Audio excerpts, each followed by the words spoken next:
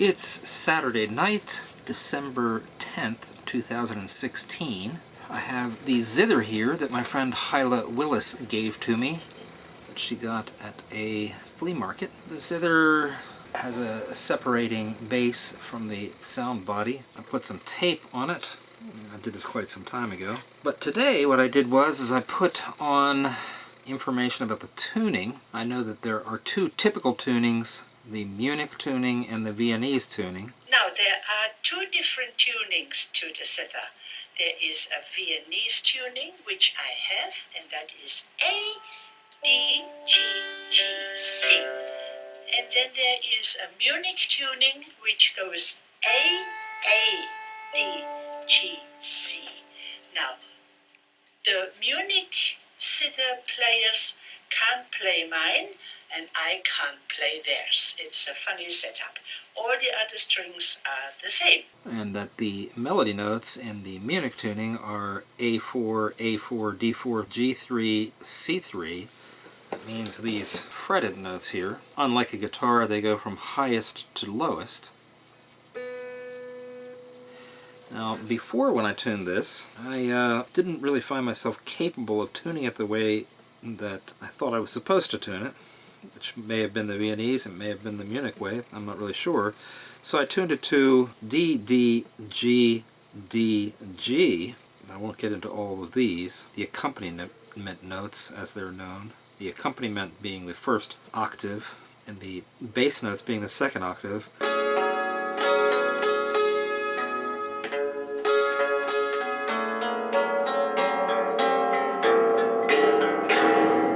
This has one string that would be ordinarily called the contrabass string, but usually there would be more of those, so it's a little odd in that way, perhaps a little deficient. There are 25 accompaniment strings and 5 melody strings.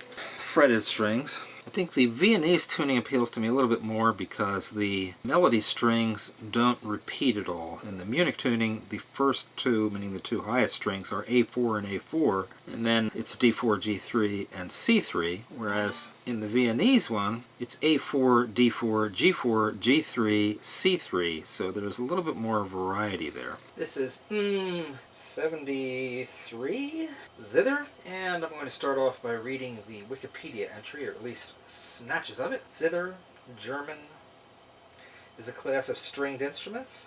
The word zither is a German rendering of the Latin word cithara, I don't know whether I'm pronouncing that correctly or not, from which the modern word guitar also derives.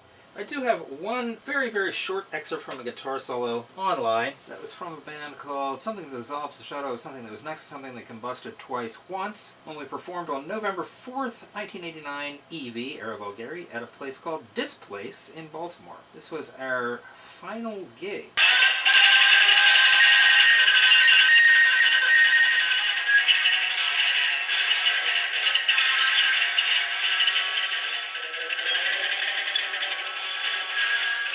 That band had myself, Neil Feather, John Burnt, and John Sheehan in it. Historically, it has been applied to any instrument of the cittern family or an instrument consisting of many strings stretched across a thin, flat body similar to a psaltery.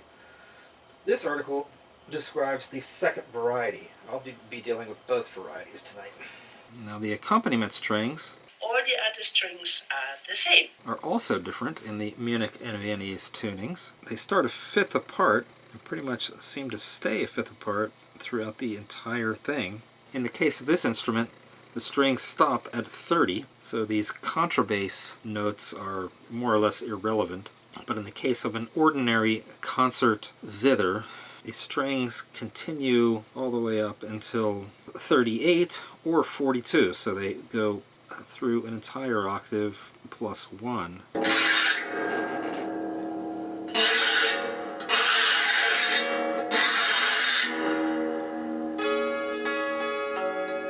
In the case of the Munich tuning of the Alpine zither, the Alpine zither has a set of longer strings that comes off here, and then there's a sort of extended neck which supports those longer strings. This doesn't have that, so this is a concert zither. Best I could determine is that it's a 19th century German concert zither, possibly. Maybe a quint mermaid zither, possibly. Maybe by Anton Kindle, circa 1880 or 1898. I'm certainly not an expert on these things, so that's just my best guess. Third Man is often described as being the movie that made the zither most famous in the 20th century. And here they're referring to a zither player named Anton Karas. It says, for the Third Man, Karas tuned the zither a semitone lower, giving a particularly distinctive tone to the contrabass strings. The resulting lower string tension also enabled Karas to perform an expressive vibrato on the fingerboard melody strings. Film director Cal Reed,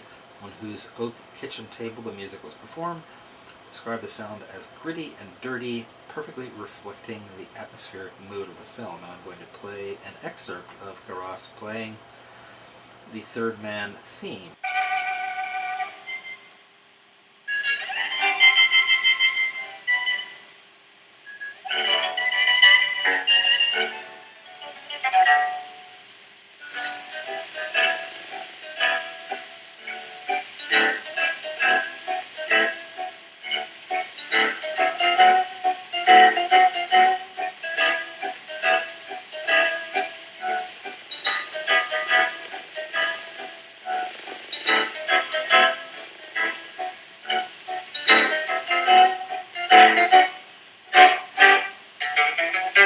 Now another thing that I've done here is I've put a chart right underneath where the ends of the strings are that tells me what notes I should tune them to if I were using the Munich or the Viennese tuning. And in the case of the 30th note, or the 25th of the accompaniment unfretted notes, ordinarily it would be a contrabass tuning to F2, but I modified that to say or E flat 2, which is only a whole step lower, but which would then make it so that it would be an octave, it would be a continuation of the octave pattern that already exists in the accompaniment, because the accompaniment goes through, in the first octave, the circle of fifths, in the case of both styles of tuning, and then goes to an octave lower, again, for the bass notes. So it would be logical for it to go to an octave lower rather than to the F2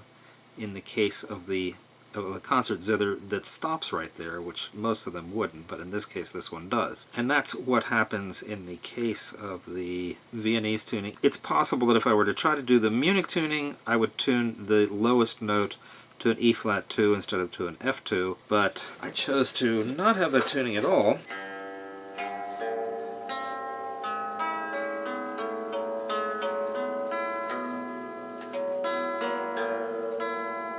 So I'm going to see what the best way of tuning it is now. Zithers are played by strumming or plucking the strings, either with the fingers, sometimes using an accessory called a plectrum or pick, such as this snazzy one right here.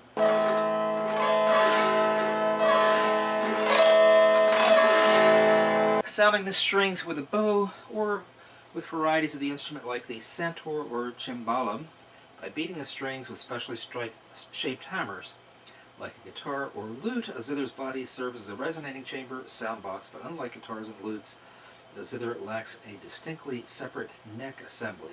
The number of strings varies from 1 to more than 50. In the case of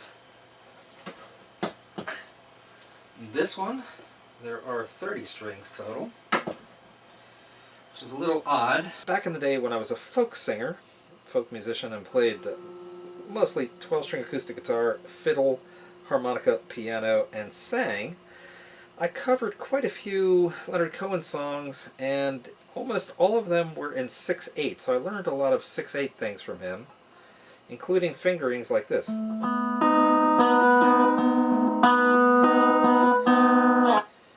see whether I can make it.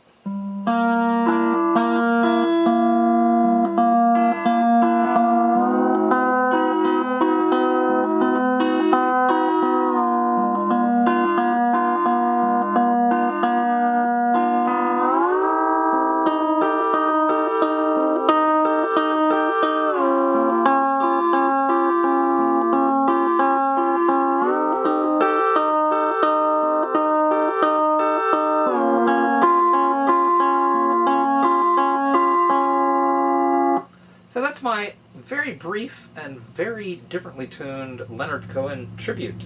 In my use of the word zither, I'm referring to any stringed instrument in which the strings are parallel to the sounding body, as opposed to a harp in which the strings are perpendicular to the sounding body, which is approximately correct, jives with these other things that are said online.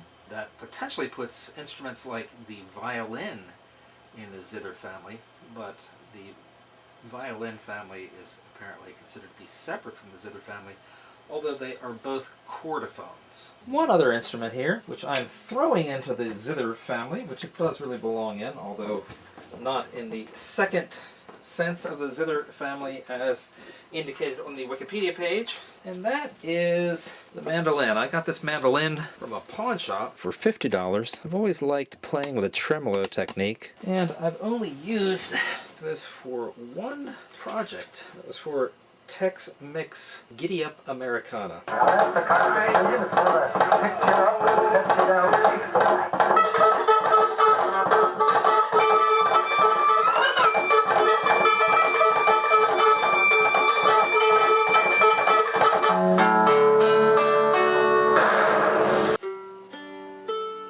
This is tuned like a violin, so it's in fifths, G, D, A, E.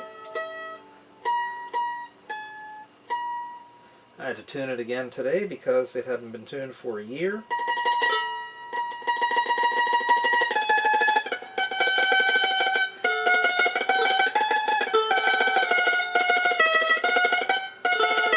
Here it says the earliest known surviving instrument of the zither family is a Chinese kukin, a fretless instrument found in the tomb of Marquis Yi of Zheng, dating from 433 BC.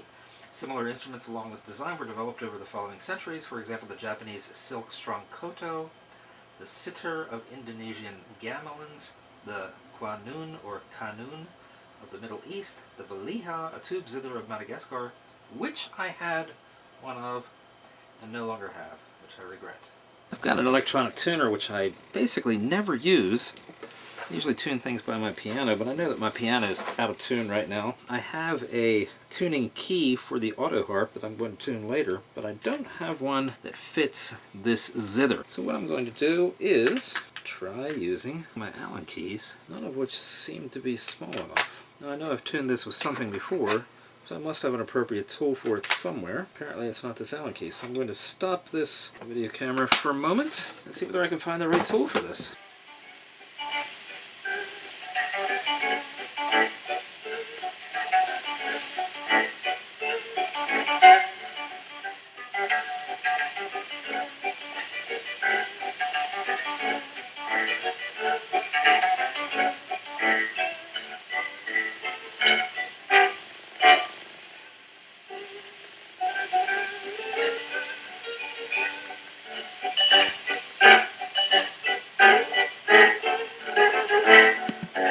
Alright, that's enough of that. Process is using a thumb pick, which I'm not going to use tonight. And as would most conventional zither players, he's fretting with his left hand, thumb picking the 5 melody strings with his right hand, and playing the bass notes with his left hand. That actually turned out to be more of a difficult problem to resolve than I was expecting. Somewhat to my surprise, these tuning pegs are rectangular. This is the length. This side is longer than this side. All of the tuning keys that I have are for square pegs, and none of them fit this anyway. And I don't know whether this is how I did it before or not.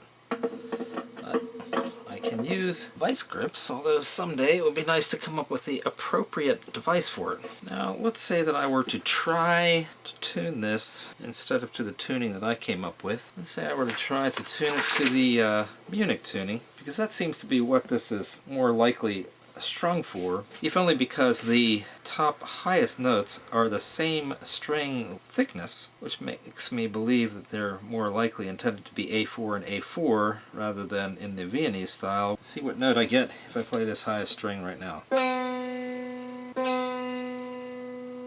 Well, it's appearing to tell me that it's a B, and I want it to be an A. I don't know whether I want it to be an A higher. I don't want to overstretch these strings, which is probably why I tuned it to D in the first place. Now it's giving me a D sharp, and that's a good tension on the string.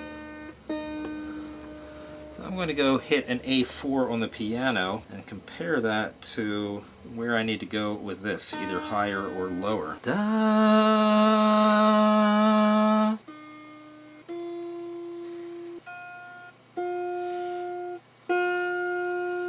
Now the A4 is definitely higher than this. This would be the A440. So far I'm only up to F, and I really feel like the string is going to break.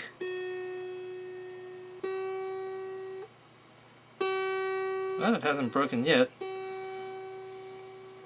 It's telling me it's F sharp. Now G.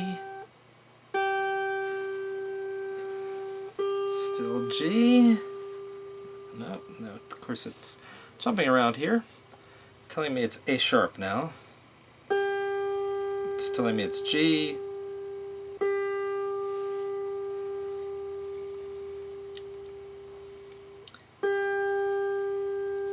Alright, gonna keep going.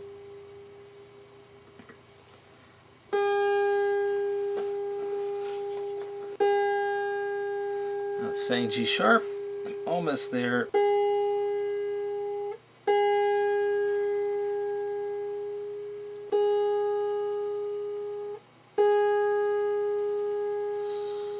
Still saying G sharp, even though it seems pretty obvious that it went up considerably higher than that.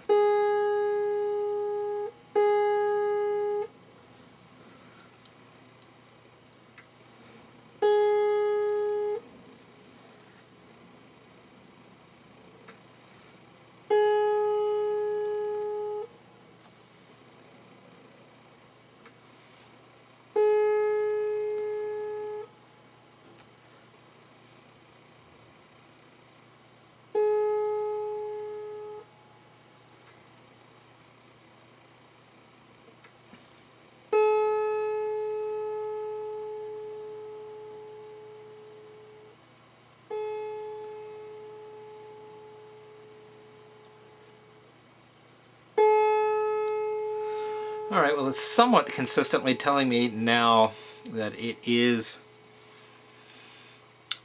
A, but it's also telling me that it's B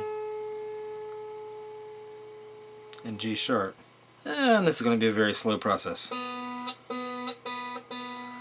When I pluck the highest string, it's now telling me that it's G sharp. When I pluck the second highest string, it's also telling me that it's G sharp, even though it just told me a moment ago that it was A. I doubt that it's gone out of tune that quickly, but maybe it has.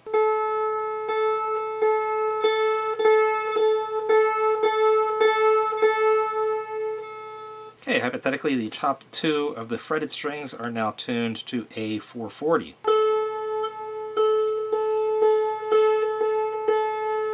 Alright.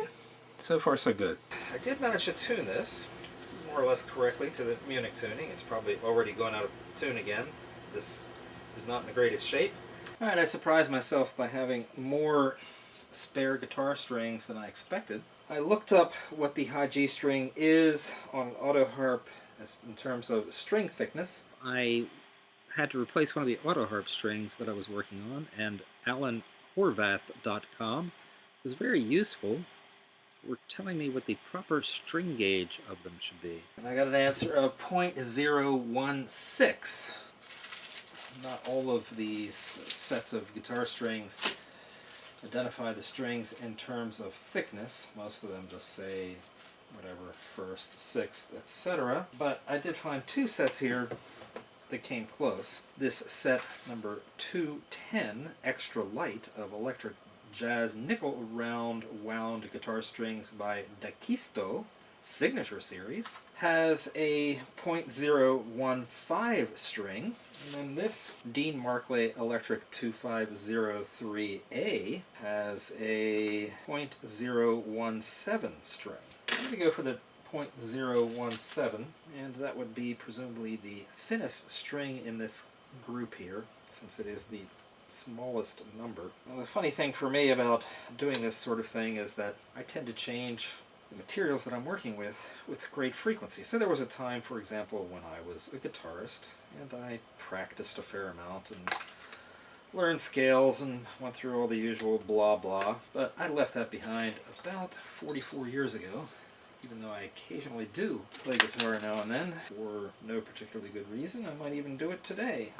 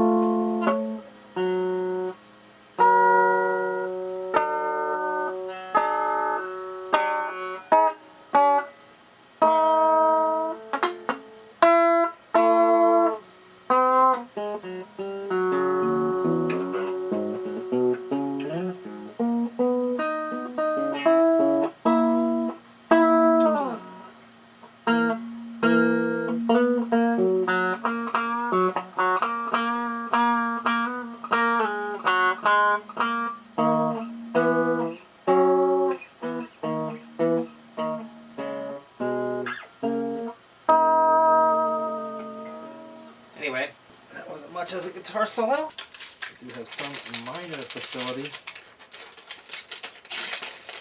At one time, I suppose I was a reasonably good guitarist, and I can probably still whip out a few licks that aren't necessarily that interesting.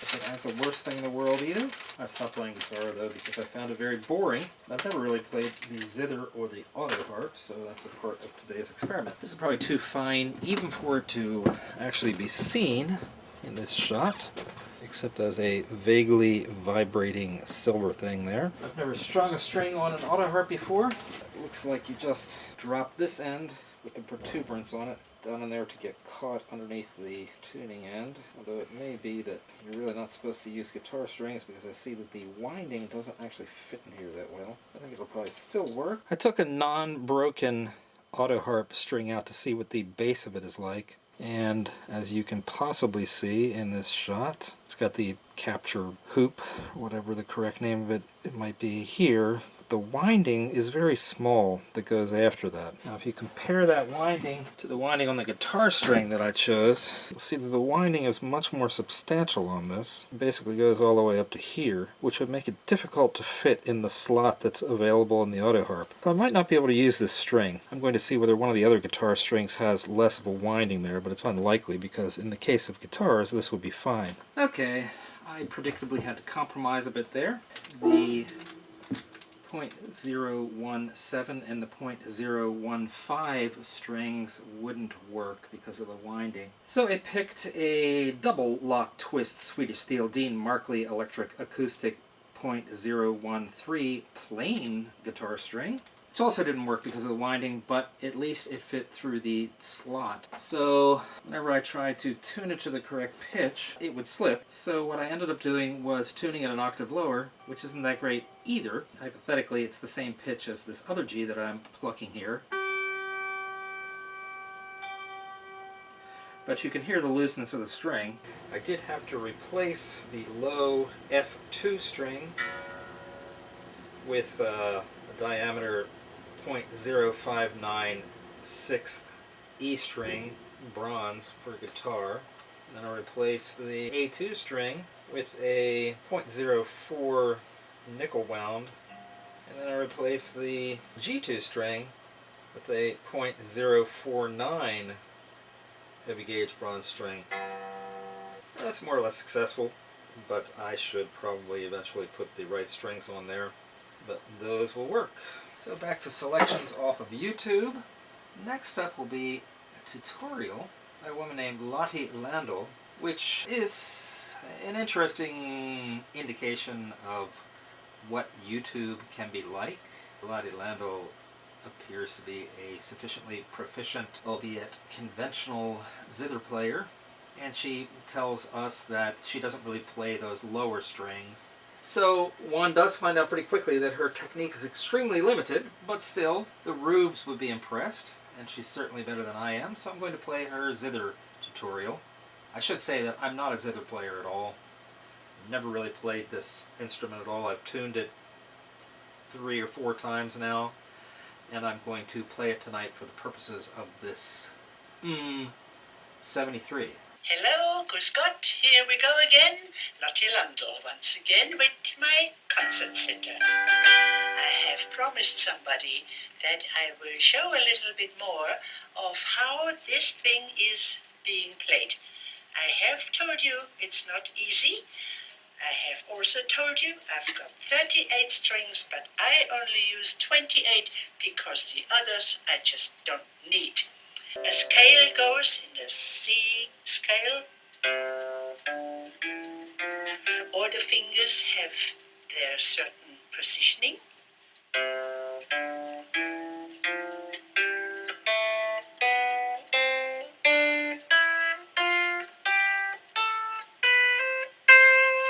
Yeah.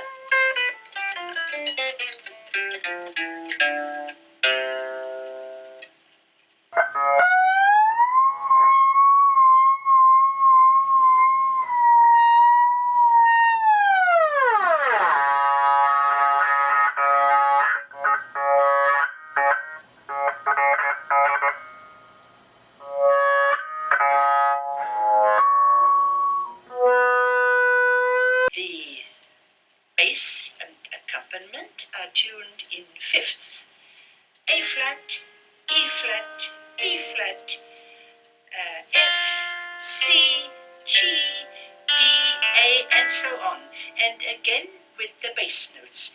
E flat, B, F, C, G, D, A, E, and so on and so on. Now we're going to move on to lap guitar, and usually they're tuned to open major chords. So for example, the tuning might be E, A, C sharp, E, which would be an A major chord. However, for a tour that I went on with the official project in 1992, I changed the tuning to F sharp, G, A sharp, C sharp, D sharp. And the reason why I did that was because we had multiple pieces with not really unusual scales, but there was an octatonic scale, which would have been C, C sharp, D sharp, E, F sharp, G, A, and then we'll say A sharp for simplicity's sake, and back to C again.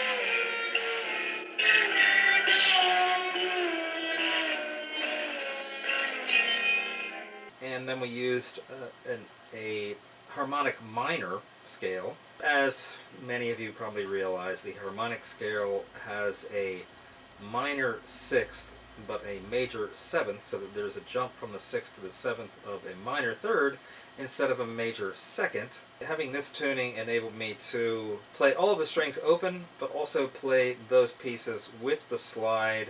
So then you have to pick out, okay, in the C, and the In chord case it's along not with obvious, it, which she's is using in a the Viennese tuning, G, D, so and not the Munich tuning, what which is is what it? I'll be using. I play the zither very well, I know that, but my theory is not good. I have always been a bit lazy learning the proper theory of the zither playing, but I'm managing. I am managing, okay. So it is a G, C, E. Then you put your finger on a G, for example.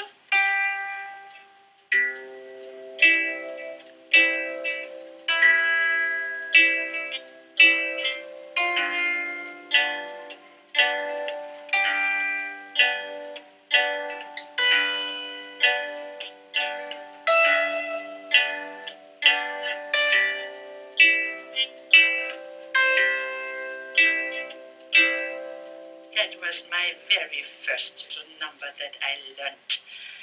I don't know why this electronic tuner isn't responding.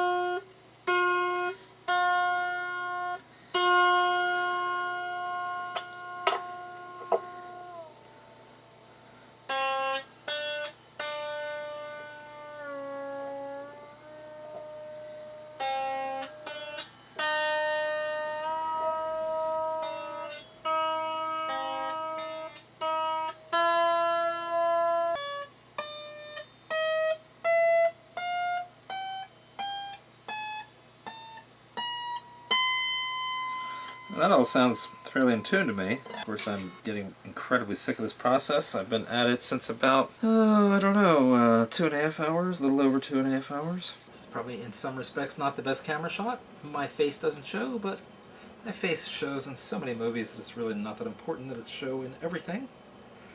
Let's start with A440, which is probably there. Well, I managed to break the high G string while I was tuning it, but I was slightly more successful with tuning it today than I was yesterday using the piano. So some of the chords don't sound too off. Let's start off with an A minor.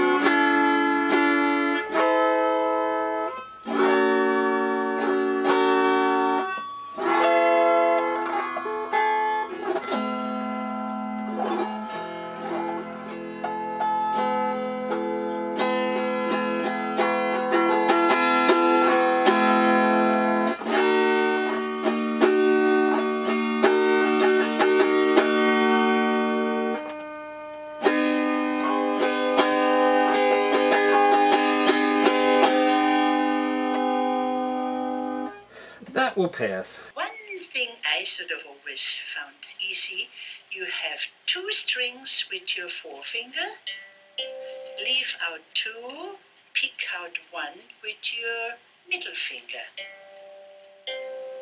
Good. Then you have the G chord, but you have also a G7. All the musicians, you will be able to pick that up quite easily. Okay, enough of that. Alright, now Laraji, who some of you might remember as having had a record out on one of Brian Eno's series, is shown in a still playing what looks like hammered autoharp.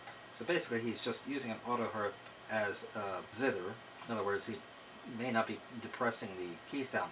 But this is just a still, so I don't really know what he's doing, but we'll play a little bit of Laraji's Sun Zither cut here.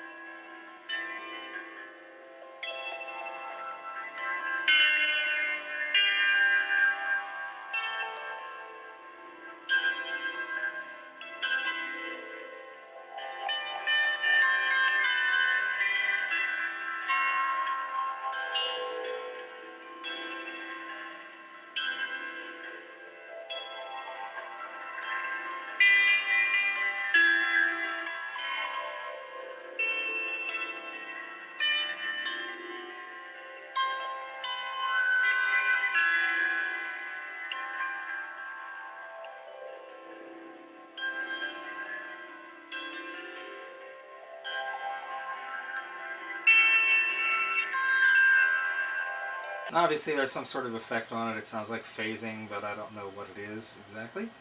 Alright, next up, the autoharp, which I've explained is really incorrectly called autoharp. It should be called an autozither. This was loaned to me by Hyla Willis, and it had been her grandfather's. I've never had much respect for the autoharp, because basically it's got the pre-created chords for the lazy player. I'm not even holding it in the right way. I should be strumming it with my right hand and playing the chords with my left hand, holding it upright, but I'm not going to do that here. It's not really necessary.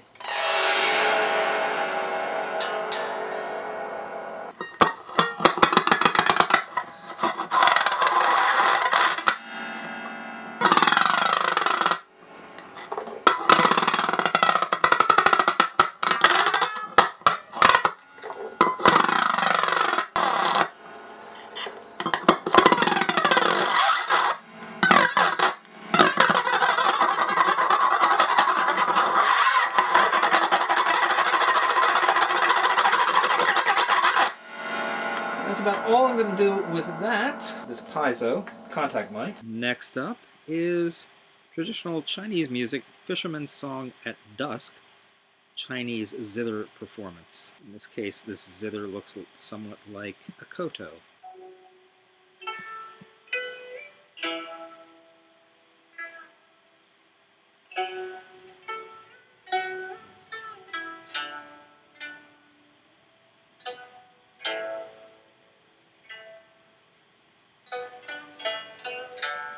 This player is using what looks like 6 finger picks that are just picks that are taped with white tape onto her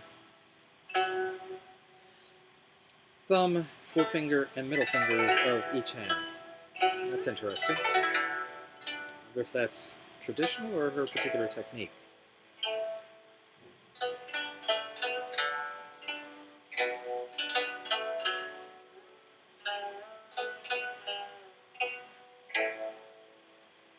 And she's bending the notes by pressing them down with her left hand to the left side of the movable bridges.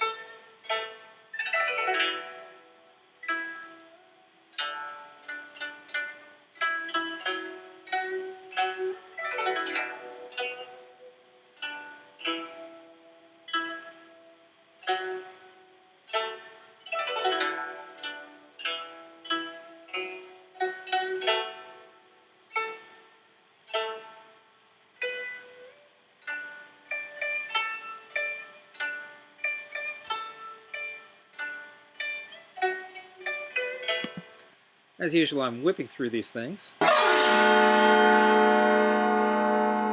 I really like this metal plectrum, this triangle-shaped metal plectrum, but it's a bit noisy, so I'm going to try switching to a plastic one.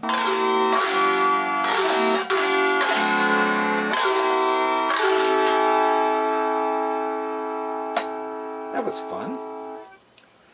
I'm going to actually now play it in the correct position. I've still got the tuning key on here.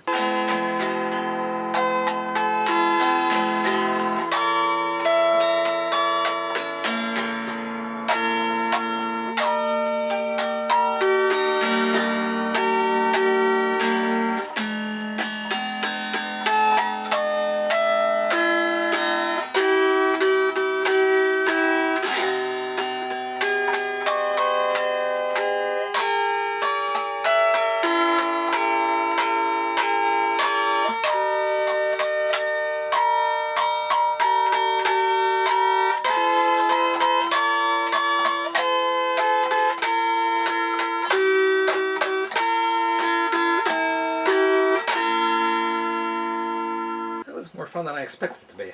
I should actually play that instrument. So next up is real German Bavarian music, Zither Oktoberfest Neuschwanstein Hofbrauhaus, which just has as its visuals a series of stills, including Ludwig of Bavaria's one of his famous castles that was built much to the financial ruination of Bavaria at the time. And this is by Rudy Nobel. Have a record.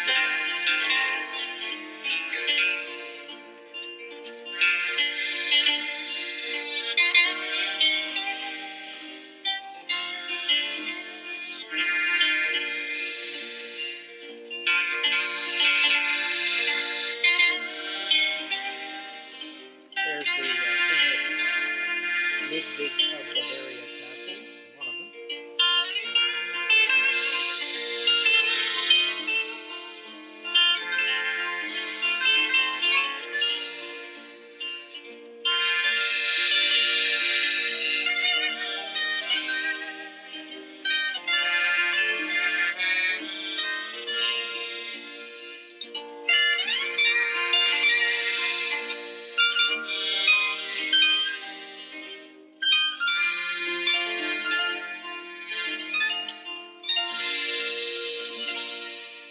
This next piece is called First Experiment with the Hungarian Cithara. That was uploaded by Matteo Bossi, who is apparently the person who's also playing the Hungarian Cithara, which is substantially different from the other zithers that we've seen so far.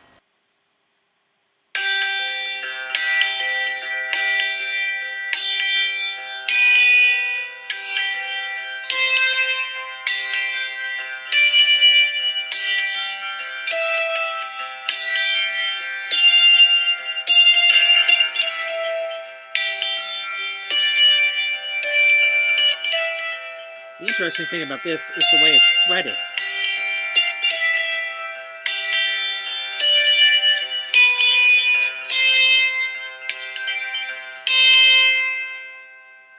Because the frettings looked as if it was to create intervals anywhere from a minor second to a minor third. So maybe this is a good time to move on to Ruti Nabel.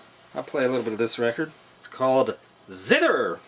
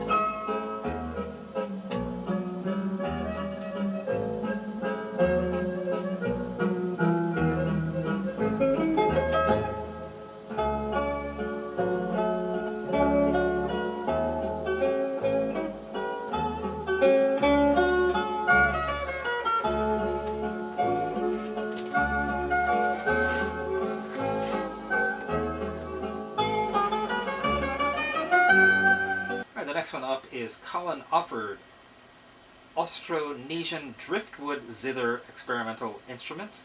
The notes say the vessel was Colin's contribution to the Austronesian International Art Award Tatung Art Museum Ta Iwin, which could be a typo, but I'm not sure.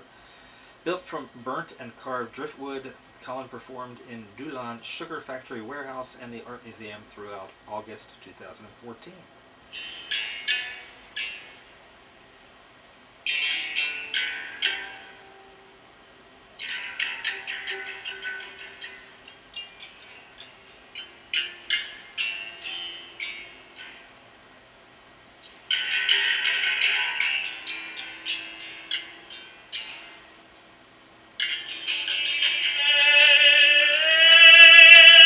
Since he's hitting the strings and they're pretty high off the driftwood neck, or body, there's a lot of bounce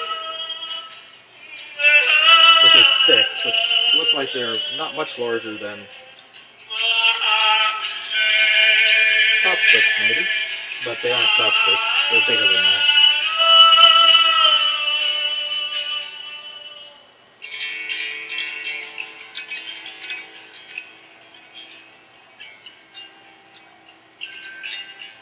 So he's using the bounce as a tremolo.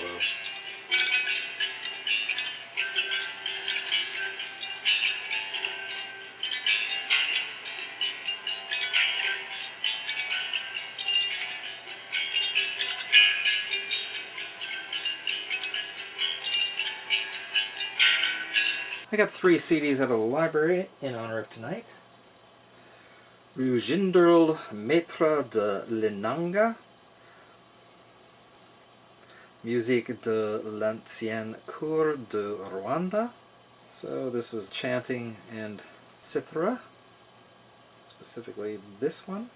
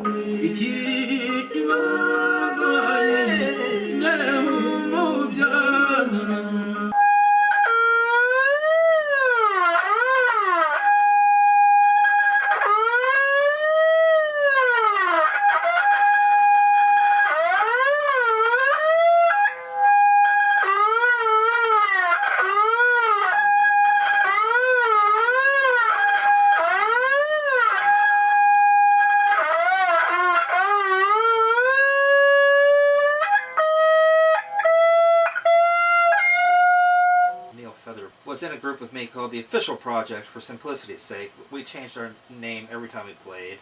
In this instance that I'm about to bring up, we were the official June 16th, 1991 EV something or another Beach Party Sandfleas, and we were playing for a cable TV show in Ocean City, Maryland. So I've brought up an example of Neil Feather playing an instrument of his invention called the Apex Roto-Zither. I've got it cued to the little section where he demonstrates that instrument.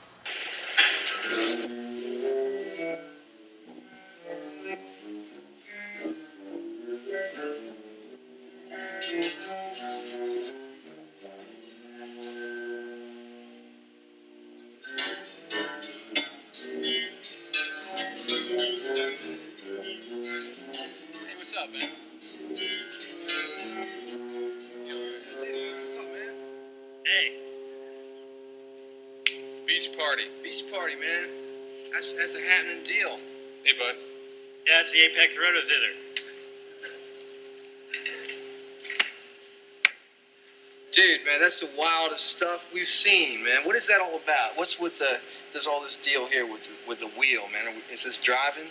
Well, this is made up of a Apex mangle iron with just a chassis, a Daiwa shore fishing reel, a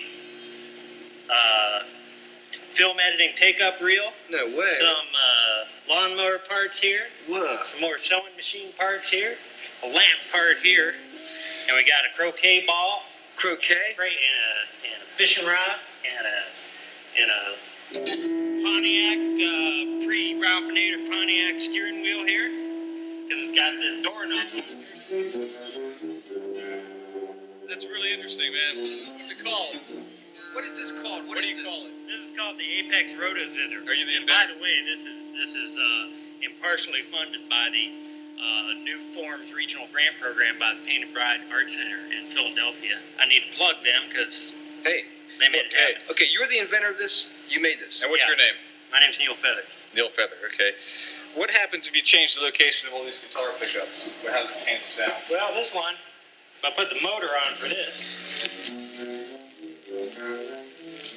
there shouldn't be anything happening, so that is your TV that's wrong. This goes like this. Let's see if you turn this up.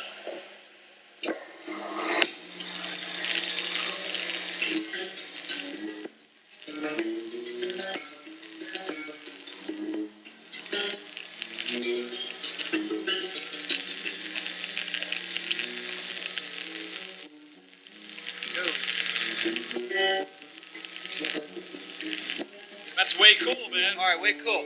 So, dude, when you made this, what were you thinking about? What purpose does this? This is obviously a musical instrument and a very original one. And does this go like, you know, is this better with other instruments or solo or what? You know? Well, there's actually another instrument that it's designed after, which is called the contraption, which has 16 strings and hand cranks. And I decided that when I made it 10 years ago, that it was way too complicated, Yeah. and I would never do that again. So I don't So blame you. I like to break promises to myself, so I decided to make one that was way more complicated. And this is here. The only thing left to do on this is to mount the extra sewing machine right here, which will Well. have another pickup on that, so it'll have more motors. Yeah, Phase absolutely. Okay. Do you ever relationships. tune it? I noticed you got a lot of guitar tuning pegs on it. Yeah, you can tune it as it goes. It sounds like it's tuned kind of, or is that just random? No, nothing's random about this. Okay. This is all with a purpose here. I mean, it Well, sounds kind of like it. I mean, it could be a random effect, or maybe you tuned it to be a specific. Well, I type of vibe. tuned it during its playing. So basically, it's you know, it's planned to a certain extent, but it's Correct. planned by ear. All these things, all my Wow. instruments are tuned by ear. Can you show us some more Rad. stuff? Yeah. What's with this whole Sure. deal over here? That's probably my favorite instrument of Neil's. There's only a few seconds left on this tape, so I'll give a quick recap. I finally found the rectangular tuning key for this concert zither.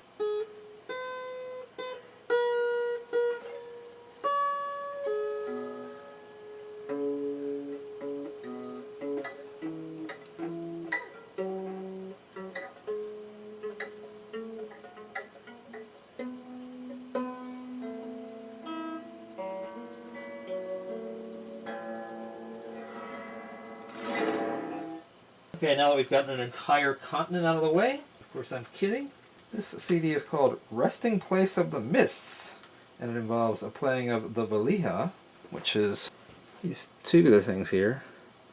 Like I said, I had one, but unfortunately the place where I was living got flooded, and it either got destroyed or I got disgusted somehow and threw it away, or gave it away to somebody, I'm not really sure what. All three of these are Valihas, so that's interesting. New Valiha and Maravni music from Madagascar. This first piece is by a group called Akam Valiha, and it's called Salama Nareo.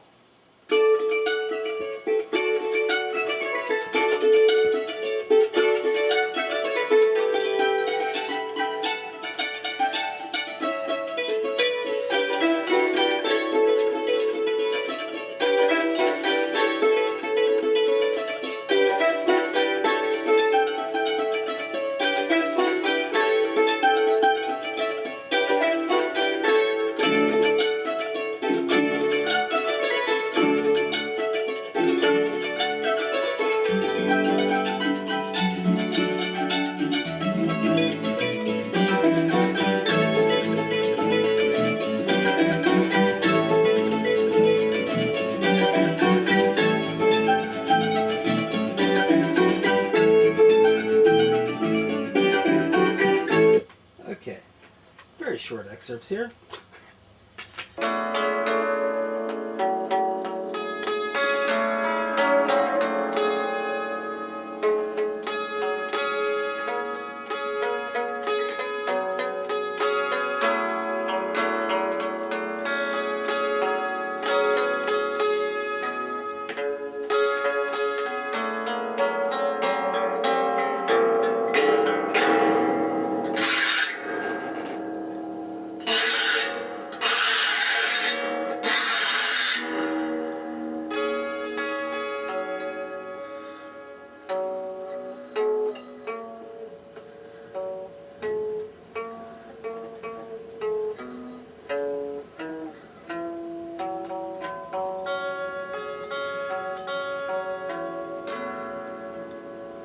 Of course, that didn't amount to much. Next CD is called Bamboo in the Mountains. Moo Highlanders from Southeast Asia and the US. This looks like it also has a Valiha in it, which must be, in some respects, a pretty hard instrument to play. The strings are all around the Although I'm not really sure that that's what that is right there, because I can't see whether there are strings on it or not, but the strings are all the way around the cylinder, so it must be a matter of using both hands to pluck all of the strings and still keep it upright somehow. Maybe by holding it on the floor or whatever, I'm not sure.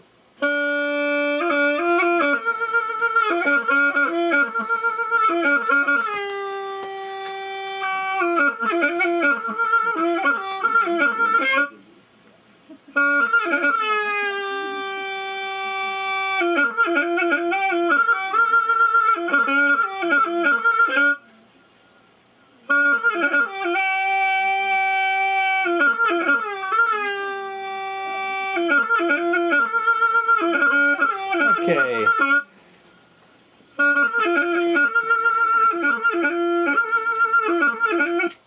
Obviously that is not a zither. Track 24, however, does have a tube zither, otherwise known as a baliha.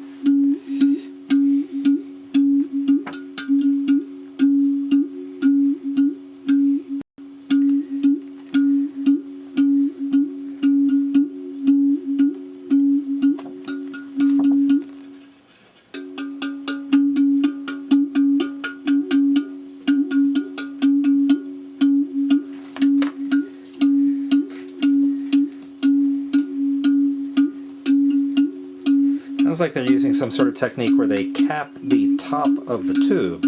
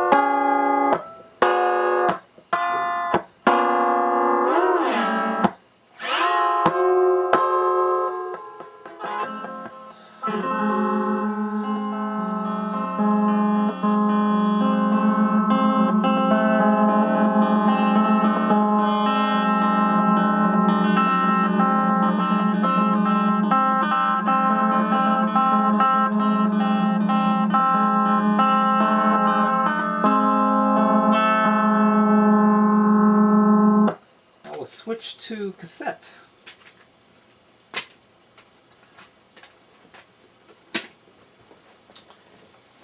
This is the cassette that I publish of what was basically the premiere of Neil's instrument that I showed footage of earlier, the Apex Roto-Zither. The name of the tape is Cassette Z. The official August 23rd, 1991 EV Bughouse Apex Roto-Zither Auxiliary. It was a trio. Myself, John Burnt, and Neil Feather.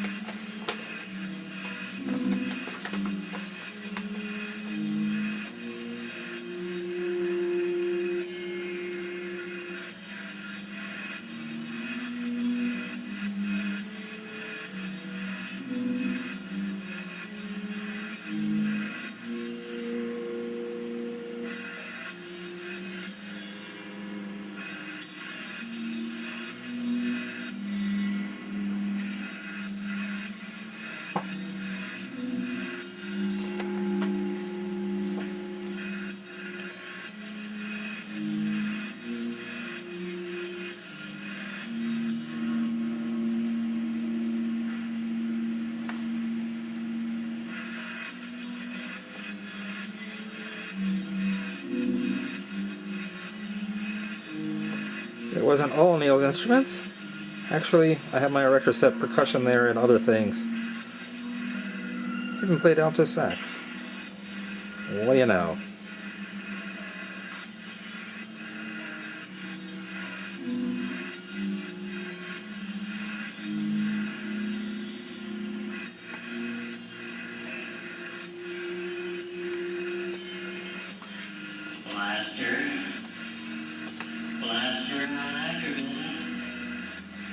Please come up front.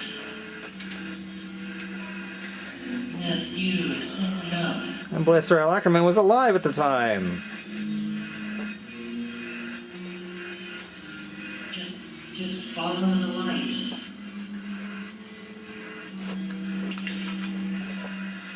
And living in Baltimore, so he must have moved there shortly before this session in 1991, summer of 1991. Come on up.